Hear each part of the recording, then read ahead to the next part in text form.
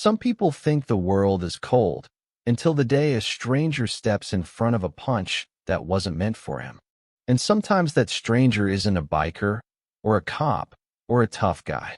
Sometimes it's a hungry kid with nothing but heart.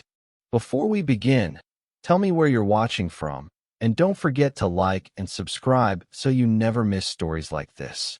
The sun hadn't fully risen over the city when Jace, a 14-year-old homeless boy, slipped out from behind the dumpster behind Millie's diner. He slept there every night, under cardboard, inside an old sleeping bag that had more rips than insulation. The morning air bit hard, but Jace was used to it. Cold was normal. Hunger was normal. Being invisible was normal. He tucked his backpack, half-zipped and half-broken, under his arm and walked toward the park. That's where he collected cans, where he sometimes found loose change, where people rarely looked at him long enough to judge him. But halfway across the park, he heard something. Not traffic, not morning chatter, not birds.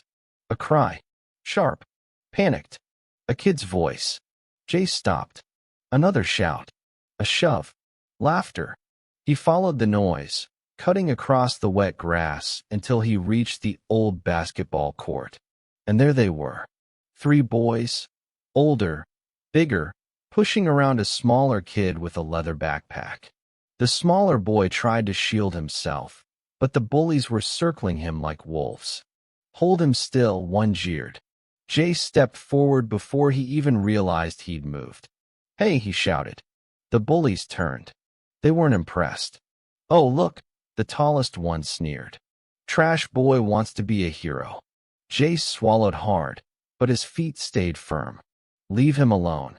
The smallest bully moved toward him. Mind your own business. Jace didn't back down. He didn't do anything. The bullies laughed. Cute. You want a beating too? They shoved him. Hard. He hit the pavement, but got back up. His palms burned. His knees stung. But he stood again, stepping between the smaller kid and the 3 bullies.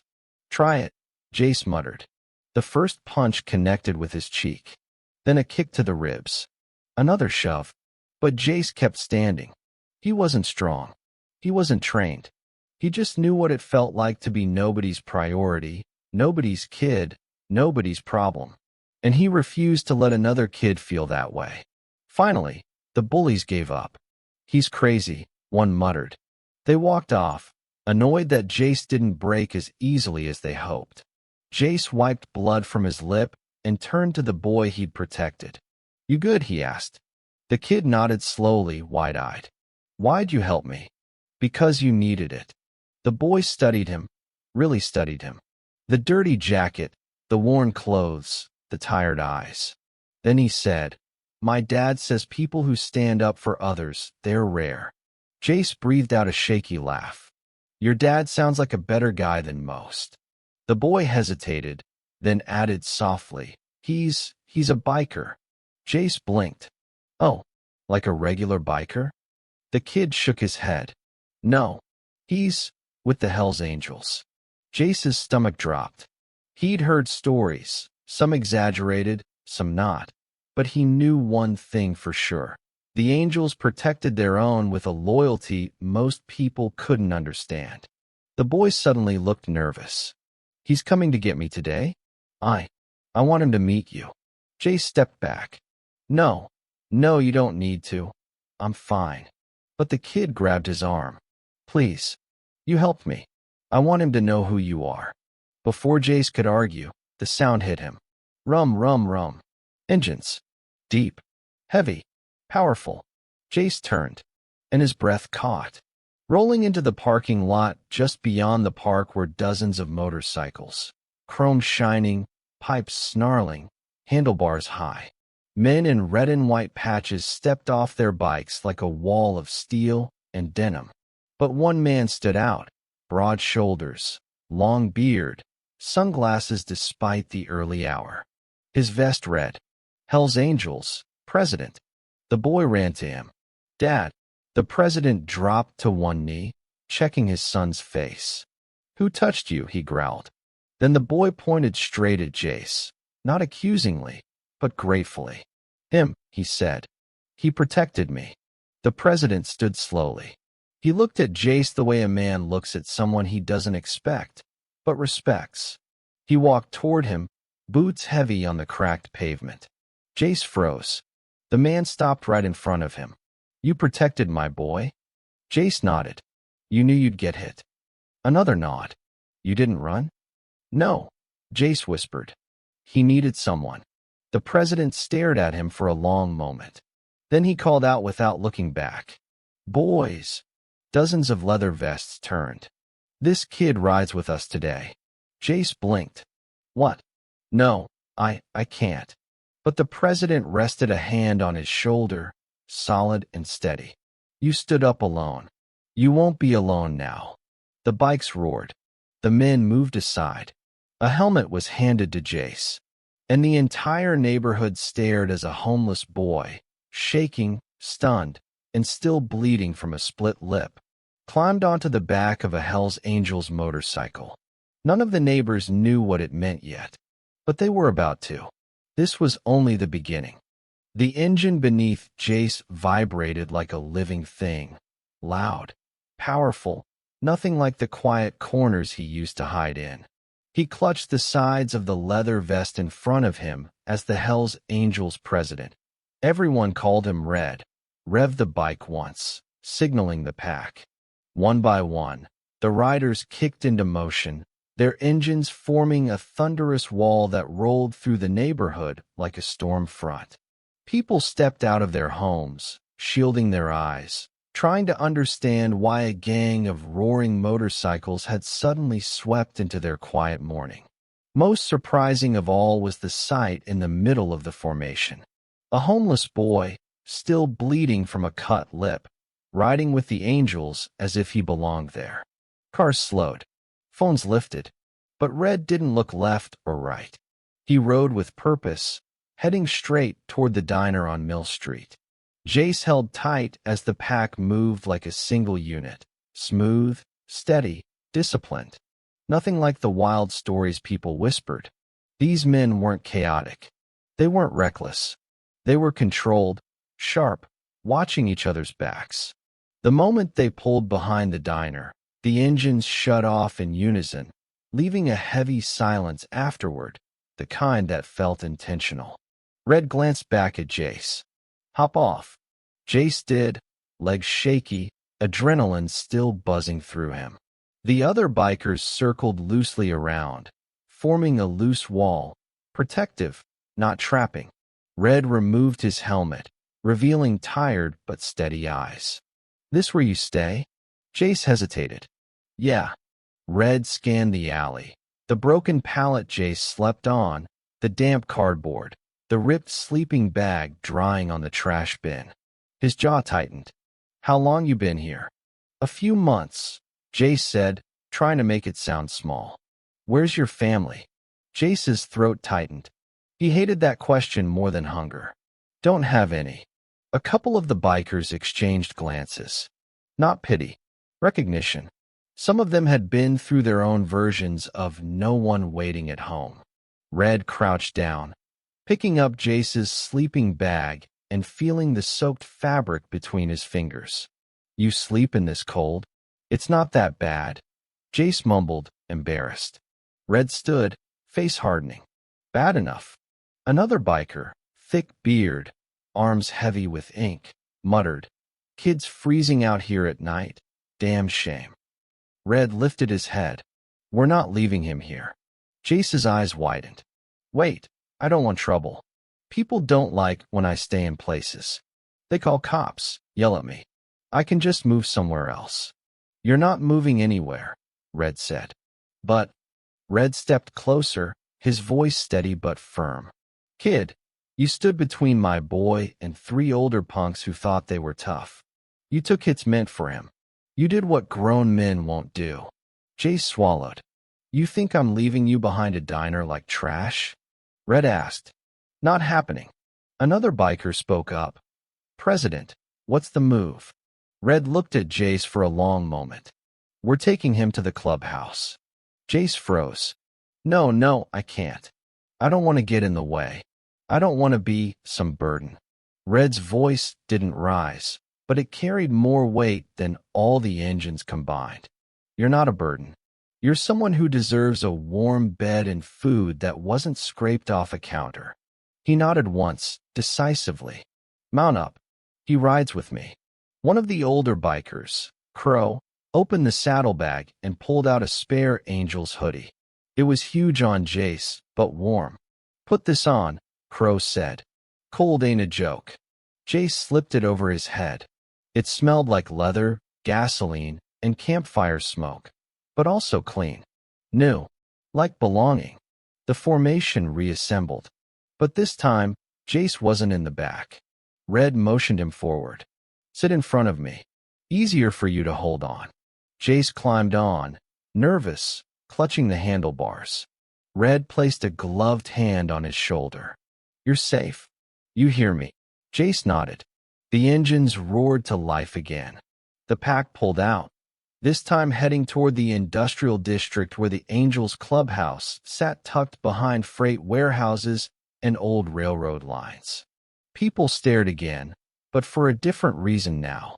They saw a homeless boy sitting in the safest place he'd ever been, surrounded by a wall of roaring engines and leather. A boy who had been invisible hours earlier suddenly rode like someone who mattered. And when they reached the clubhouse, big metal doors, mural of wings on the side, bikes parked like soldiers in formation, the men didn't scatter or go inside. They stood waiting. For Red. And for Jace. Red shut off the engine and lifted Jace off the bike by the shoulders, steadying him on the ground. You hungry? He asked. Jace nodded. Good, Red said. Because we feed our own. Jace blinked. I'm your own. Red didn't smile often, but he did then. A small, tired, honest smile. You earned your place today. And Jace didn't know it yet. But what the Hells Angels were about to do next would shake the entire neighborhood and change his life forever. The big metal doors of the Hells Angels clubhouse opened with a heavy groan, and the moment Jace stepped inside, the warmth hit him first. Real warmth. Radiators humming, heaters buzzing, the smell of coffee and cooked meat drifting through the air. It almost felt unreal after weeks of sleeping in the cold. The inside wasn't what he expected, either. People always imagined biker clubhouses as dark dens with broken bottles and loud fights. But the Angels clubhouse was lived in. Rough, yeah, but clean. Organized. A place with history on the walls. Patches, photos, trophies, old tools mounted like art. A pool table sat under a dim lamp. A long wooden table ran down the center, carved with decades of initials. A few worn-out couches were pushed against the brick walls. And every biker who'd ridden in stood watching Jace, waiting for Red's next move. Red walked toward the long table and pointed at a bar stool. Sit. Jace obeyed. Crow, the older biker with the gray beard, stepped behind the bar. Kid, what do you eat? Jace hesitated. Anything? Crow smirked. Wrong answer. You got options here. He lifted a plate. Eggs, bacon, sausages, hash, toast. What's it gonna be? Jace blinked. He couldn't remember the last time he had a choice. Toast and eggs, he said hesitantly. Crow scoffed. That's not enough. Kid's bones are showing. He piled the plate with everything, ignoring Jace's attempt to protest, and set it in front of him. Eat. All of it. The first bite nearly made Jace forget to breathe. Real food. Hot food. Seasoned food. He didn't realize how fast he was eating until Crow stopped him. Slow down, he said. Food ain't running away. Jace nodded, cheeks burning. Behind him, a few bikers chuckled, not mocking, but amused, the way older brothers laugh when the youngest kid in the group discovers something new. Red settled into a chair across from Jace, arms folded, watching him carefully. When Jace finally slowed down, Red spoke. You got somewhere you want us to call? Any social worker? Shelter? Anything like that. Jay stiffened. He hated this part. No, he said quietly. Red didn't argue. He just nodded once, absorbing the answer like a man who already suspected it. Crow leaned against the bar. Kid, how old are you? 14, Jace said. A couple of bikers muttered under their breath. 14. Barely a teenager. Red tapped his fingers on the table. Why were you alone? Jace stared down at his plate. He didn't like talking about it. Didn't like remembering. My mom, she passed, he whispered. Foster home didn't work. I left. Been on my own since. The room went silent. Not the tense kind of silence. The respectful kind. Red exchanged a look with a biker named Diesel, a huge, quiet guy with tattoos creeping up his neck like black flames. Diesel spoke first, voice deep but gentle. You've been surviving solo out there. That ain't easy. Jace shrugged. You just do what you have to. Red leaned forward. You didn't have to fight for my boy, but you did. Jace didn't know what to say to that. Red stood up suddenly. Follow me. Jace hesitated. Did I do something wrong? No, Red said. Something right. The bikers parted as Jace followed Red down a hallway. They passed a locked room with a metal grate. Red stopped at a door near the end, a room with peeling paint but a clean floor and a small window. He pushed the door open. Inside was a single bed, simple, but with fresh blankets and a pillow. A heater hummed softly in the corner. A dresser sat against the wall. On the nightstand were folded clothes, hoodies, shirts, socks, small sizes that hadn't been used in years. This room belonged to one of our brothers, Red said quietly. Lost him a long time ago. Jace looked up, unsure how to respond. I don't want to take someone's. Red raised a hand. He'd want it used. And I'm putting you here. The words hit Jace harder than the punch he'd taken that morning. Me, he whispered. Red nodded. You need a place to sleep. A place to keep warm.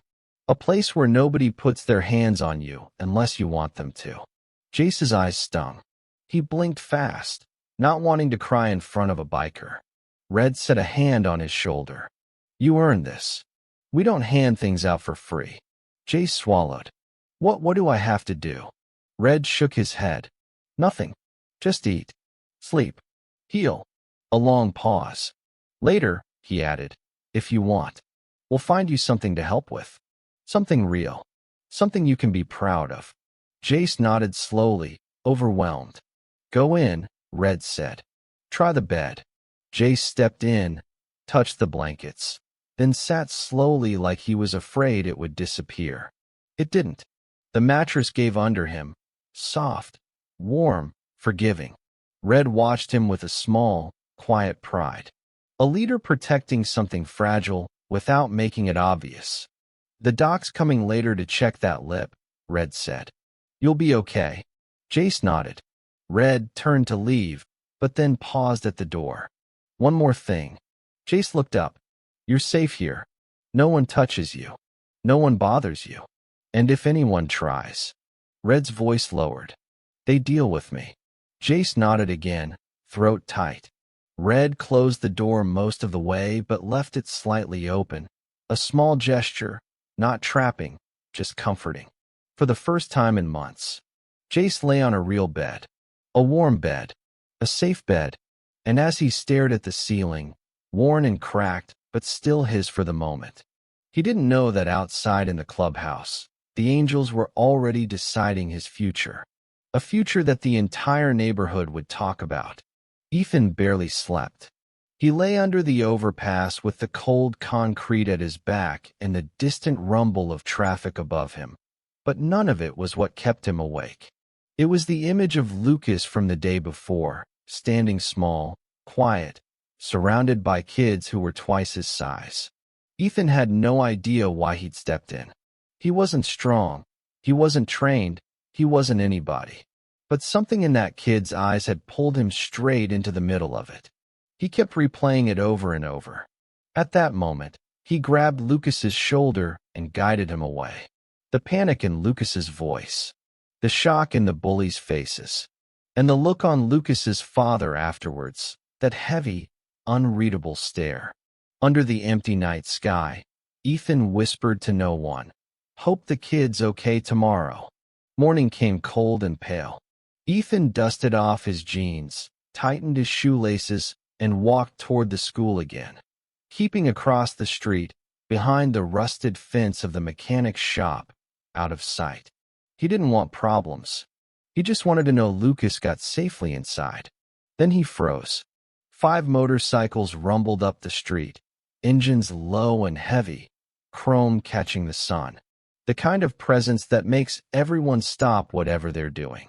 And leading them was the man Ethan recognized immediately, the biker from yesterday, Lucas's dad. The bike slowed in front of the school. Engines kept idling. That deep growl that feels like it shakes the ground itself. Parents stared. Kids whispered. Even the teachers paused, unsure whether to step closer or step back. Lucas hopped off one of the bikes, waved to his dad, and headed toward the gate. Then Lucas's father turned his head and looked straight across the street. Straight at Ethan. Ethan's heart hit his ribs. Was he angry? Did he think Ethan caused trouble? Were the bullies' parents involved? Was this all about to explode into something bad? But then the biker nodded. A slow, deliberate nod. Not threatening. Not hostile. Almost acknowledging him. Ethan didn't know what to do with that. Before he could even breathe, the engines roared again, and the bikes rolled away down the street, leaving only echoes behind. His heart took much longer to settle. Lucas noticed him from inside the fence, eyes lighting up as he ran over. "You came back," he said, smiling like it genuinely mattered. "Just wanted to make sure you were okay," Ethan replied. Lucas grinned. "Those kids didn't bother me today. Not once. They didn't even look at me." "Really?" "Yeah. I think seeing my dad's bike scared them more than anything." Ethan laughed, relieved. "Good. You deserve a peaceful day." The bell rang. Lucas waved and ran inside. Ethan lifted a hand. For a moment, standing outside that fence, he didn't feel like someone the world stepped around. He felt seen. He turned to leave. That's when a beat-up red pickup rolled up beside him. The passenger window creaked down. Inside sat an older man with a gray beard, grease-stained hands, and a half-burned cigarette between his fingers. The same guy who sometimes worked in front of the mechanic's shop. "You're the kid who helped Lucas yesterday?" the man asked. Ethan froze. "Yeah." "You homeless?" Ethan swallowed. "Yeah." The man flicked ash out the window. "Get in." Ethan stepped back. "Look, I don't want trouble. I didn't do anything wrong." "If the Hells Angels wanted trouble with you," the man said flatly, "you wouldn't be having this conversation." Ethan's breath caught. "They told me to find you," the man added. "So get in. Trust me." Ethan hesitated. Everything in him said don't. But something in the man's voice, solid, certain, without threat, pushed him forward. He opened the door, climbed in, and the truck door shut with a heavy metal thud. The man shifted into gear. Ethan stared ahead, pulse steady but alert. For the first time in a long time, he wasn't running from something. He was being taken to something. And he had no idea what waited on the other side. The truck rumbled through the streets, old shocks groaning every time they hit a bump. Ethan sat stiff in the passenger seat, hands tucked between his knees, trying to figure out if he should be nervous or scared or something in between. The mechanic didn't say anything for a while. He just drove, cigarette between his fingers, eyes fixed on the road. Ethan glanced at him a few times, waiting for some kind of explanation. None came. Finally, Ethan worked up the courage. "Where are we going?" The man didn't look his way. "Garage." Ethan frowned. "Garage? Like yours?" "Clubs." He paused. "They want to talk to you." Ethan's stomach dropped. Not because he thought they would hurt him. The biker's nod from the morning replayed in his mind. But because he didn't understand why a group like the Hells Angels would want anything to do with a homeless kid sleeping under a bridge. What if they think I did something wrong? Ethan asked quietly. The mechanic snorted. Kid, you stepped in for one of their own. That ain't wrong.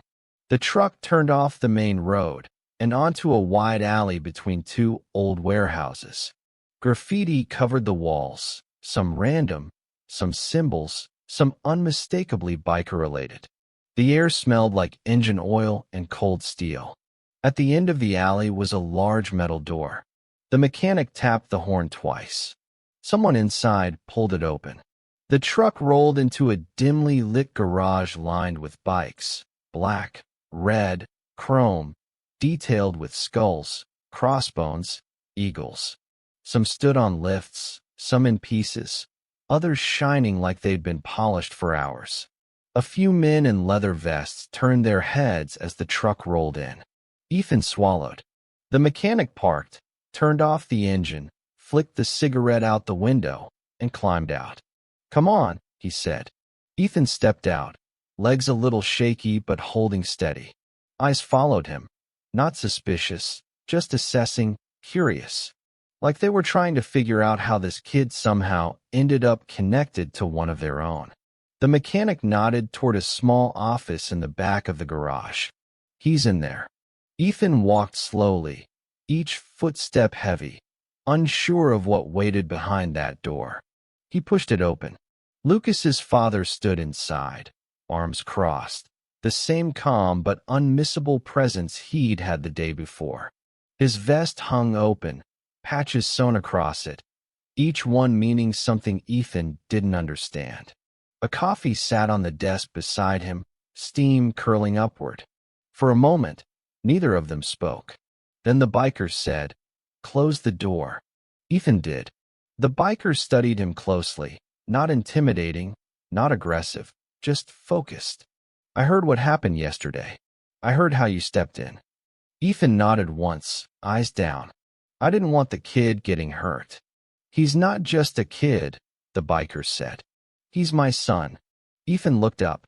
And you didn't know that, the biker added. You helped him anyway. Ethan's voice came out small. Yeah, I just didn't think about it. That's exactly why I respect it, the biker said. The words hit Ethan harder than he expected. Not because of the tone, but because respect wasn't something he'd heard directed at him in a long time. The biker walked around the desk, leaning on the edge. My name's Razor, he said. Ethan blinked. Razor? The biker smirked. Never mind the name.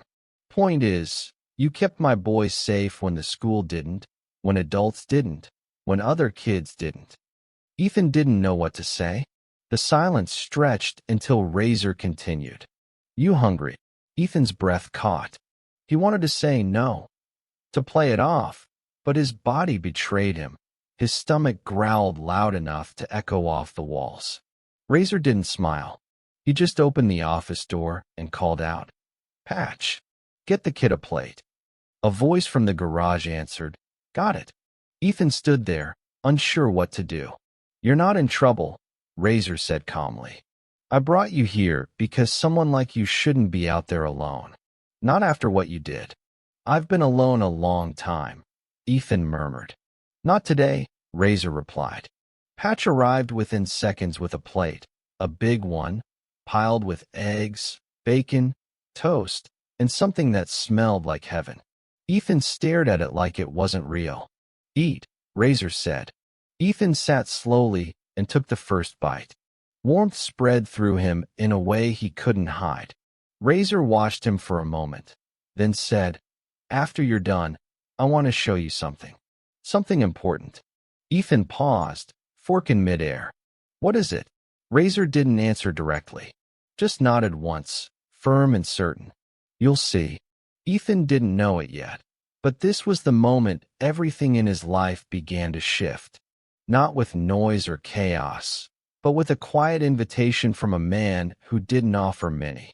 And once Ethan stepped past this day, nothing would ever be the same. Ethan finished the last bite of food slower than he wanted to, not because he was full. He wasn't, but because he didn't want it to end. He couldn't remember the last time he'd eaten something that wasn't cold, or packaged, or half-stale. Warm food. It did something to his chest, something like remembering he was human. Razor watched him, arms folded, face unreadable but not harsh. When Ethan finally set the fork down, Razor stood. "Come with me." Ethan wiped his hands awkwardly on his jeans and followed him out of the office. The garage buzzed with soft activity, tools clicking, a compressor humming, men talking in low voices. A few of them glanced at Ethan, some nodding in a way that felt less like greeting and more like recognition. Razor led him to the far side of the garage, where a bike sat on a lift, matte black, chrome pipes, handlebars wrapped in worn leather. It wasn't shiny or flashy. It looked used, lived in, respected. "This was my first bike," Razor said. Ethan's eyes widened. He didn't touch it, wouldn't dare, but he stepped closer. "It's really nice." "It wasn't," Razor grunted. "Not when I got it. It was a heap of junk. Sat in a scrap yard for years before someone told me about it.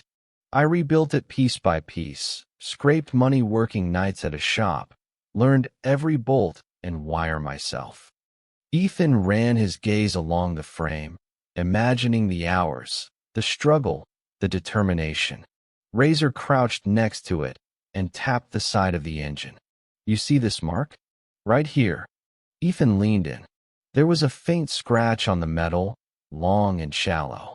"Dropped it on my first ride," Razor said. "Was so damn proud and so damn stupid." Ethan smiled before he could stop himself. Razor stood again. "You know why I'm showing you this?" Ethan shook his head. "Because everything starts somewhere," Razor said. "Even something broken." Ethan blinked, not sure if the words were about the bike or him. Razor pointed toward a workbench. Tools lay scattered, wrenches, screwdrivers, an old rag, grease stains everywhere. "Pick up that socket wrench." Ethan hesitated. "You want me to touch your bike?" "I want you to help me fix it," Razor corrected. "So pick it up." Ethan reached out and grabbed the wrench. It felt heavier than he expected, solid, real, like something that belonged in capable hands. Razor nodded to a bolt near the exhaust. "Loosen that." Ethan knelt down, lined up the wrench, and twisted. It didn't move. He tried again. Razor stepped behind him. "Other way." Ethan adjusted and twisted again. This time it gave way with a soft crack. "There you go," Razor said. Ethan felt something warm rise in his chest. Not pride exactly, but something close. He hadn't done anything impressive, but he'd done something. Something real. Razor crouched beside him. "Lucas told me you fixed a broken scooter once. Is that true?" Ethan swallowed. "Yeah. Found one in an alley. Just messed around with it. Didn't really know what I was doing." "Did it run again?" "Yeah. For a while." "That means you knew exactly what you were doing." Ethan didn't answer. He didn't know how. Razor leaned back on his heels. "Some kids grow up with more than they need. Some grow up with nothing. You? You grew up learning how to survive. How to figure things out. How to fix things no one else cares about." Ethan stared at the wrench in his hand. "That's not something you lose," Razor said. "That's something you build on." Before Ethan could respond, one of the other bikers called from across the garage, "Razor, you gotta see this." Razor stood. "Stay here."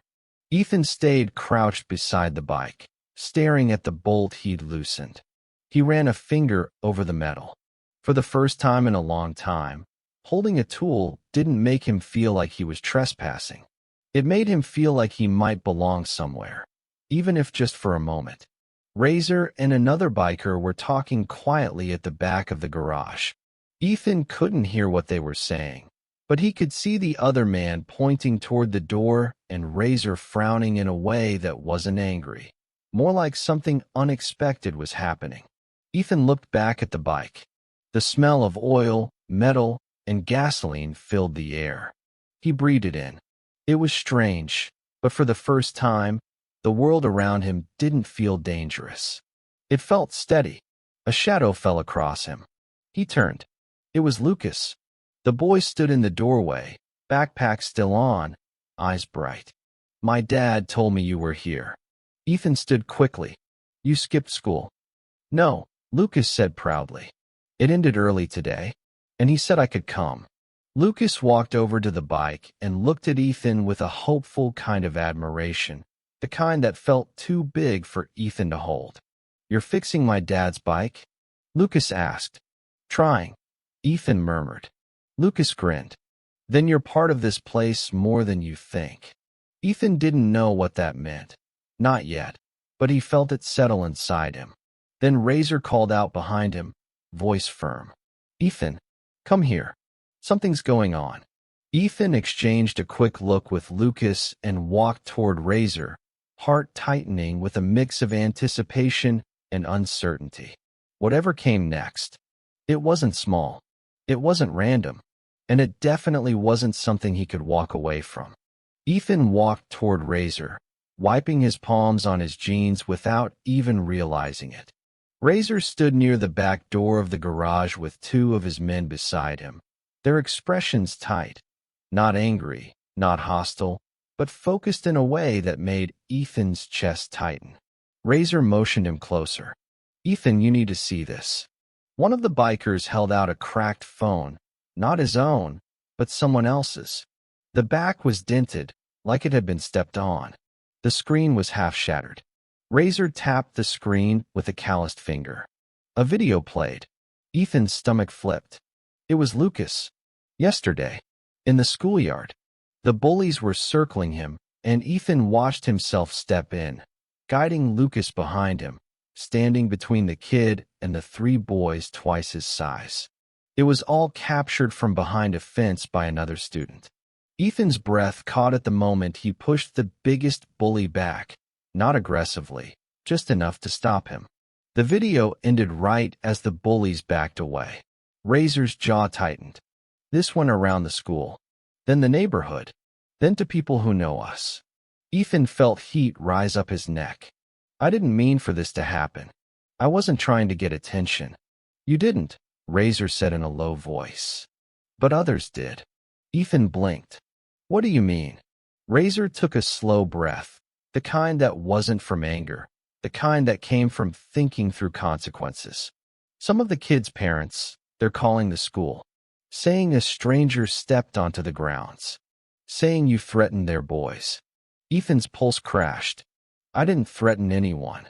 I know, Razor cut in. We saw the footage. Anyone with eyes can see you were protecting Lucas. Ethan swallowed hard. So what happens now? Razor exchanged a look with his men. One of them stepped closer. They want to find you, the man said. They described you to people. Cops might start asking questions too, not because you're in trouble, but because that's how parents are when they don't know the facts. Ethan's breath shook. Being questioned by officers wasn't something he could afford. Not without an address. Not without ID. Not with the way the world usually treated someone who looked like him. Razor must have seen the fear cross his face. Relax, he said, voice steady. You're under our roof now. Nobody touches you without going through us first. Ethan didn't know what to say to that. No one had ever said something like that to him. No one had ever claimed him as someone worth protecting. Razor turned to Lucas. Go sit with Patch for a bit. Lucas nodded and walked back across the garage, but not before giving Ethan a small, reassuring smile. Ethan tried to return it. When Lucas was far enough, Razor stepped closer to Ethan. You've been on your own a long time, he said quietly. That changes today. Ethan frowned. Why? I appreciate what you're doing, but why help me? I'm nobody. Razor shook his head. Not to my son, and not to me. Ethan stared at the concrete floor because it was easier than meeting Razor's eyes. Razor softened his voice. Let me tell you something. I've seen grown men freeze up when trouble comes. I've seen tough guys run. But you? You had nothing to prove, no one watching, nothing to gain, and you stood there anyway. Ethan felt something twist deep in his chest, a feeling he didn't have a name for. Razor continued. People like you. They don't happen by accident. And when they do, you don't let them walk around alone. Ethan didn't speak. He couldn't. Razor nodded toward a small side room. Come on. There's something I want to show you. Ethan followed him, steps slow, heart beating too fast. The room was small, lined with storage shelves, boxes of parts, old jackets, tools. Razor pulled down a cardboard box and set it on a table. He opened it quietly, the sound of the flaps peeling back loud in the stillness. Inside was a sleeping roll, a clean one, a folded blanket, a pair of jeans, a hoodie, socks, a small toiletry kit, all folded carefully. Ethan blinked, confused. What is this? Razor rested his hand on the box. A place to start. Ethan's voice came out thin. For me. For who else? Ethan stared at the contents like he was afraid to touch them, as if they weren't real. Razor stepped back, giving him space. You're staying here for a while. Ethan looked up, startled. I what? No, I can't. Yes, Razor said firmly. You can. And you will. You're under our protection now. Ethan shook his head slowly. I don't want to be a problem. Razor's expression didn't change. You're not a problem. You did right by my boy. Now we're doing right by you. Ethan's eyes stung unexpectedly, a feeling he hadn't felt in years, one he tried to swallow down. Razor continued, voice low, almost gentle. You're not sleeping under a bridge tonight. Not while we've got a roof. Ethan opened his mouth, closed it, and opened it again. Words wouldn't come. Razor placed a hand on his shoulder, steady, grounding. End of discussion. Ethan nodded, barely able to breathe past the tightness in his chest. For the first time in a long time, he felt safe. The morning after the club ride through, the neighborhood moved with a strange kind of calm. It wasn't fear, more like everyone knew something had shifted, but nobody wanted to be the first to admit it. Mothers walking their kids to school glanced around, half expecting chrome engines to roar from around the corner. Old men on porches pretended they weren't watching the street. And in the middle of it all, Jay walked with that same quiet, careful step he always used, like every sidewalk crack was something he had to tiptoe around. But today, he wasn't alone. Tommy tugged at his sleeve every few minutes, talking nonstop about school, about cartoons, about how the club had actually said, "See you soon, kid." Jay smiled at the ground more than he answered, but he didn't mind the energy. Tommy filled the air in a way the streets usually didn't. And for the first time in a long time, Jay felt like his morning had a purpose. Walk Tommy to school, make sure he got there safe. No matter what anybody said, Jay wasn't letting bullies come in round two. As they got closer, he spotted them, those same boys from before. They weren't pushing anyone today, just standing, watching, not bold or loud, just uneasy, because somewhere along the rumor chain, they had heard about the bikes, the noise, the leather jackets rolling through in a pack. And kids talk. Someone had whispered that Jay was with the bikers, and even though Jay never said a word about it, the rumor was enough to make those bullies hesitate. Tommy didn't hide behind Jay this time. He walked right past them, chin up. Jay followed, hands in pockets, calm as ever. The boys looked away first. Inside the school gate, Tommy paused and turned back to Jay. You coming later? He asked, voice hopeful. Yeah, Jay nodded. I'll be right out here after class. Tommy grinned and ran inside, disappearing into the crowd. Jay thought he'd head back toward the old laundromat alley where he kept his things, but halfway down the block, he noticed someone leaning against a black van. A tall woman, arms folded, eyes locked straight on him. She didn't wear cuts or leather, but something in her posture, steady, planted, no flinch, told Jay she wasn't someone you ignored. He slowed, ready to cross the street if he needed to. You, Jay, she called out. He stiffened but nodded once. She motioned him over. I won't bite. Come here. Jay walked carefully, stopping a few feet away, not getting too close. She noticed the distance but didn't comment. Instead, she reached into the van and pulled out a brown paper bag. Freshly folded. Clean. Nothing like the stuff Jay rummaged through at donation bins. From the club, she said. Breakfast. Hot. Jay blinked. For me. For who else? She replied with a raised brow. He took it slowly.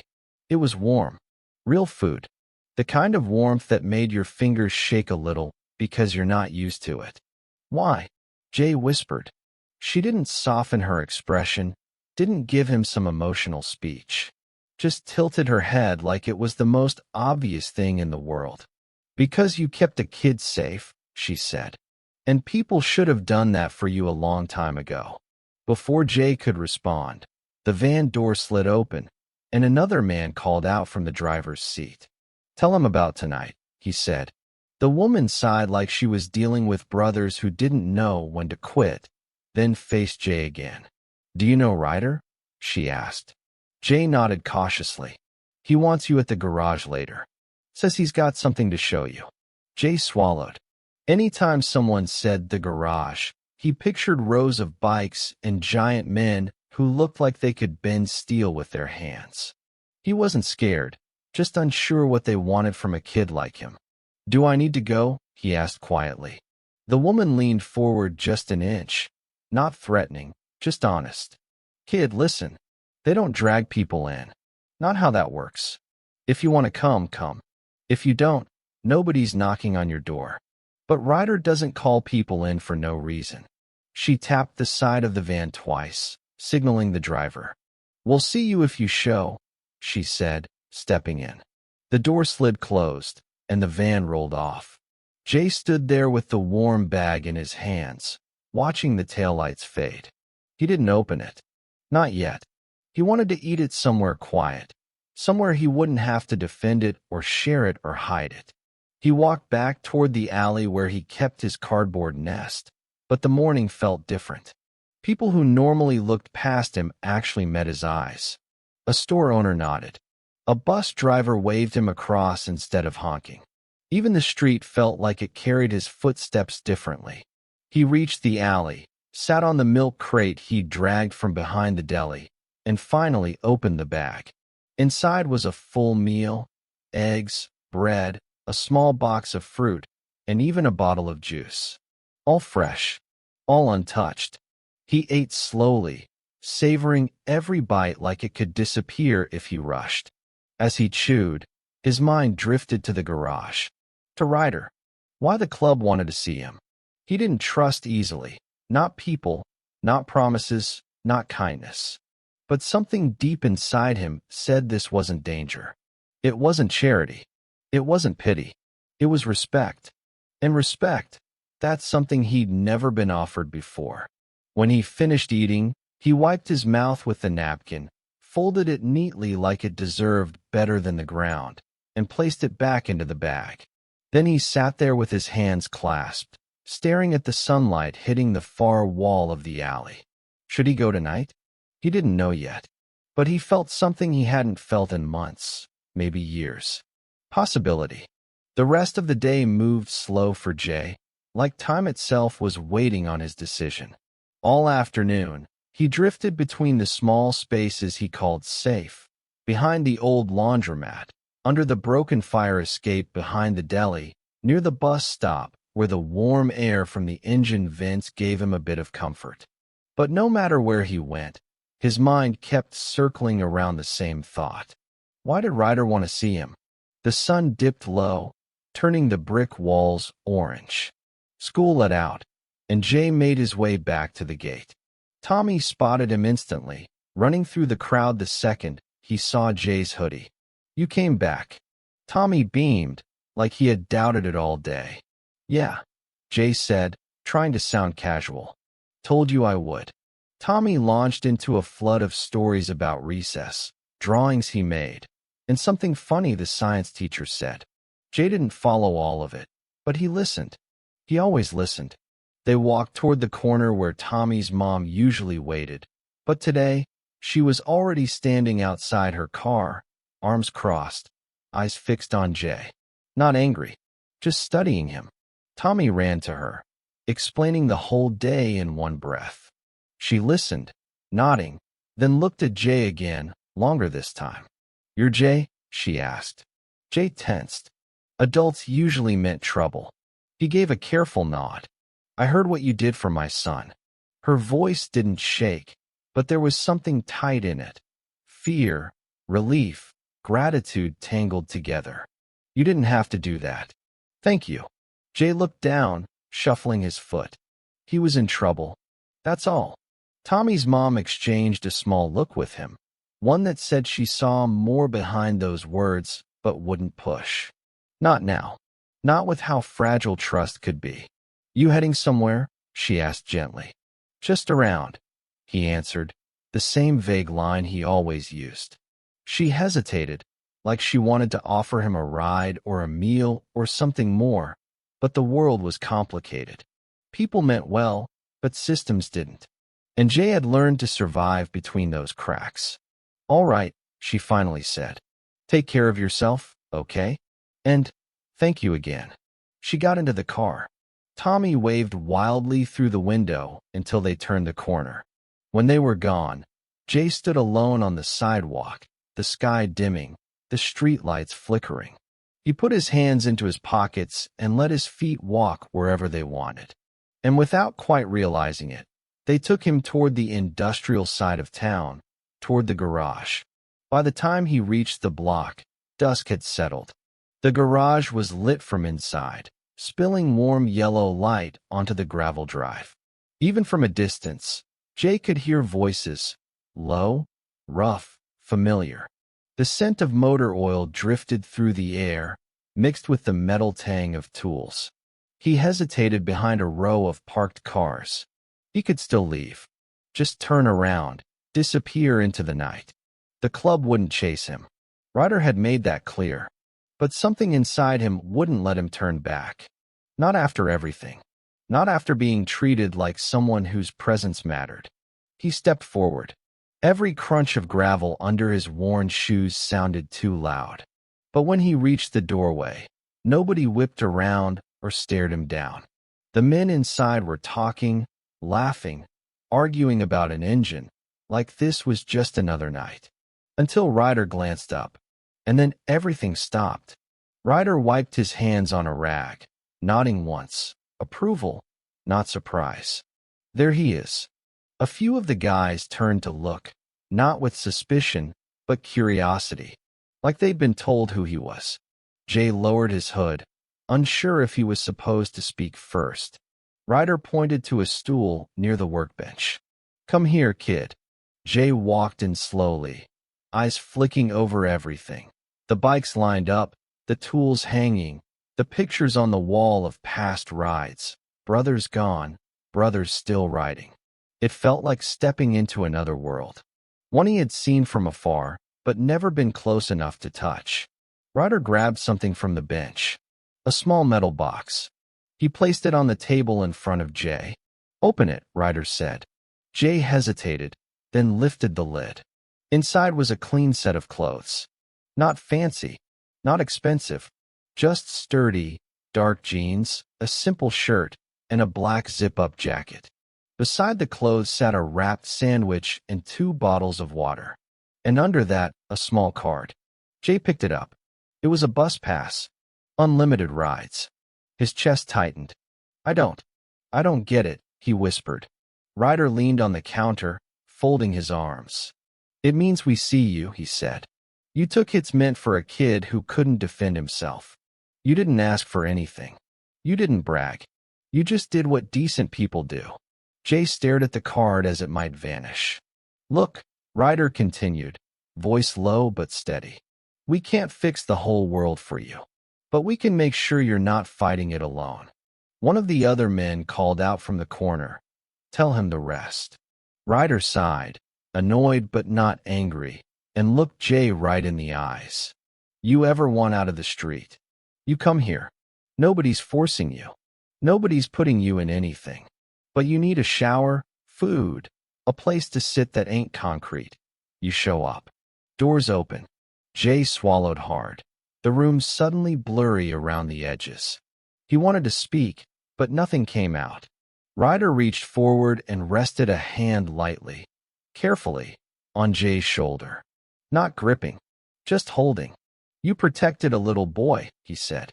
Now let somebody protect you for a change. Jay lowered his head, breath shaky but quiet. It had been a long time since anyone said words like that to him. A long, long time. And for the first time in years, he believed them.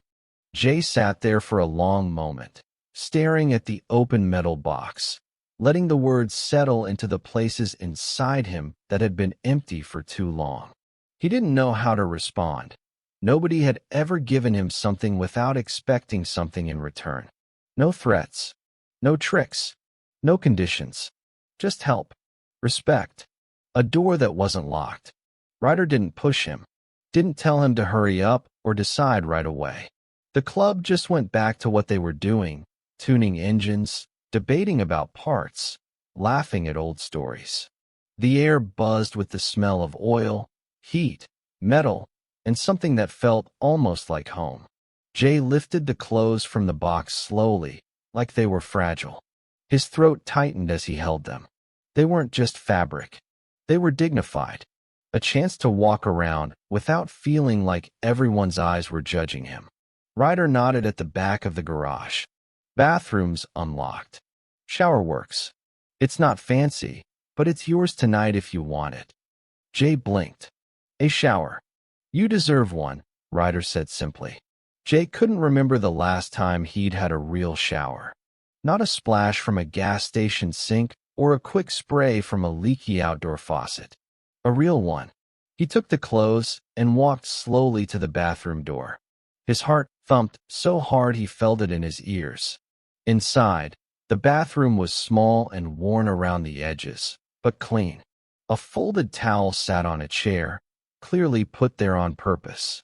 Jay closed the door behind him and leaned against it for a moment, letting the feeling wash over him before the water even did. He turned the shower handle. Hot water poured down. At first, he just stared at it, steam rising, fog curling around the small mirror. Then he stepped under, and the heat hit him like something breaking loose inside. Dirt ran down the drain, but so did tension, fear, and exhaustion. He pressed his palms against the wall and let the water roll over his face, over the bruises, over the memories. For the first time in years, he felt clean. When he emerged, wearing the new clothes, the men barely looked up. Not because they didn't notice, but because they didn't want to make him feel like a showpiece. Still, one of the older bikers gave a small, approving nod. Another said, "Fits good, kid." Jay's cheeks warmed, and he sat back on the stool, unsure what to do next. Ryder tossed him a wrapped bar. "Eat. Your stomach's louder than my exhaust." Jay opened it, taking small bites even though he wanted to inhale it. He didn't want to seem greedy. That mattered to him now. Outside, night settled completely. The garage lights glowed like lanterns on a forgotten shore. Jay watched the men work, talk, tease each other, move like they'd known one another for lifetimes. Then Ryder walked over and sat beside him. "You look better," he said. Jay shrugged lightly. "Feels different." "You get used to it," Ryder replied. Jay stared at the floor. "Why are you doing all this for me?" Ryder leaned forward, resting his arms on his knees.